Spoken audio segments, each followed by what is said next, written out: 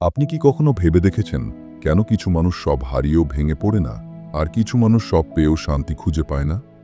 কেন কারো হাতে কিছু নেই তবুও তার মুখে হাসি, আর কারো কাছে সব আছে তবুও তার বুক ভরা শূন্যতা? আজকের গল্পটা এক এমন মানুষের, যার কাছে টাকা ছিল না কিন্তু বিশ্বাস ছিল পাহাড় সমান। জীবনে অনেক সময় আমরা ভাবি, পরিশ্রম করছি, দোয়া করছি, তবুও ফল পাচ্ছি না কেন? এই গল্পটা আপনাকে মনে করিয়ে দেবে, ফল দেরিতে আসে কিন্তু বিশ্বাস কখনো ব্যর্থ হয় না। যদি আজ আপনার জীবন কঠিন মনে হয়, এই গল্পটা মন দিয়ে শুনুন। এক নদী পাড়ের ছোট গ্রাম। সেই গ্রামে থাকত এক দরিদ্র খনি শ্রমিক, তার নাম ইলিয়াস।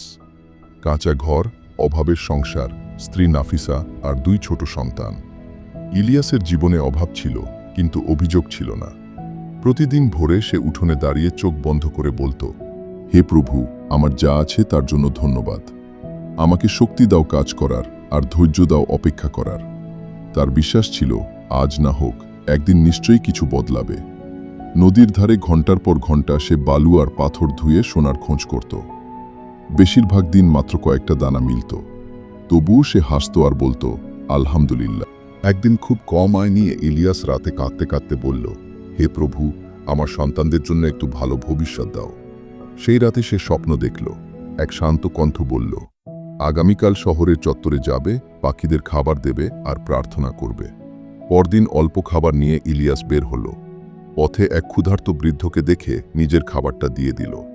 সে বলল, আমার কম আছে, কিন্তু ভাগ করে নিতে পারি।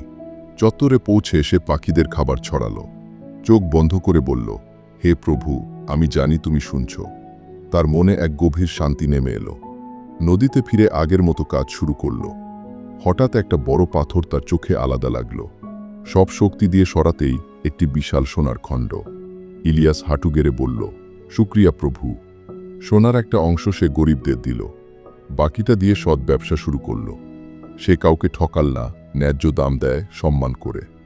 ধীরে ধীরে সবকিছু বদলে গেল। ইলিয়াস বুঝেছিল, সত্যিকারের সম্পদের পরিমাণ টাকায় নয়, বিশ্বাস আর মানবিকতায়। মনে রাখবেন, যে মানুষ বিশ্বাস ধরে রাখে তার জীবন কখনো বৃথা যায় না, কারণ বিশ্বাসের আলো সবচেয়ে অন্ধকার সময়েও পথ দেখায়।